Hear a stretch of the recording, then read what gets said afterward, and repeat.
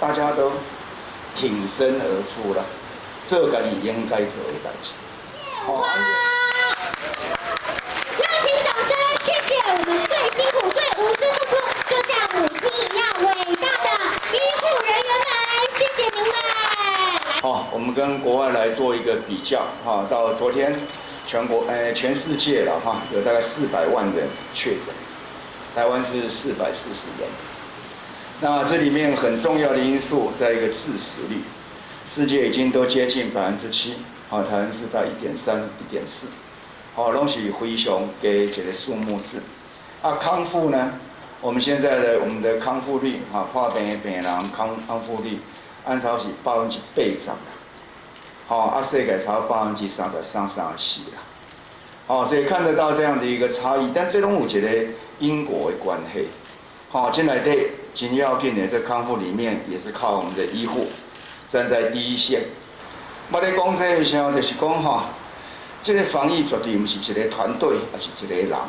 他做的，这是全民，这是按全民的光荣。那我们全民大家都有这样的警觉性。那有警觉性之外，不是讲比起来，大家都挺身而出了，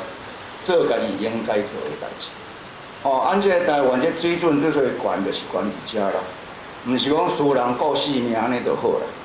大家人伫有危险的时候挺身而出。那很多朋友说计程车怎么会是大众运输？我跟各位讲，根据大众运输法，计程车就是准用大众运输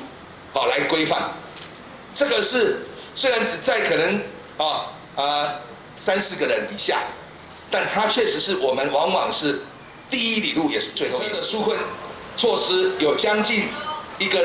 最多了可以申请到6万元。那并不是每一个人，那也不是新增其实3万元是每个月1万块，连续3个月。这个是后来我们因为交通部用的这所谓的艰困产业，结果经济部、劳动部都比照办理，所以现在全台湾是有上百万人可以申请，包括每个月最多到2万元的薪资补贴，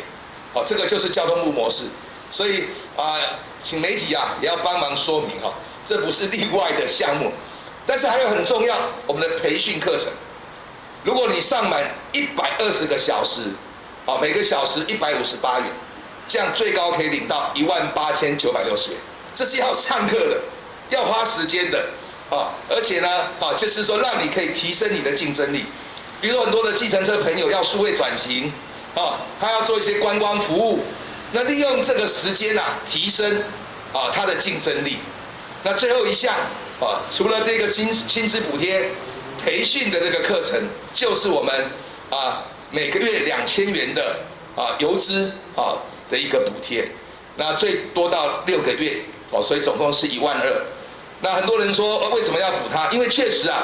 因为搭乘的人少，空车率高，会耗油，他一天赚的可能抵不上在路上绕的所花的油钱。而这个在 SARS 的时候，我们当时的特别预算就有这个项目，所以是比照办理。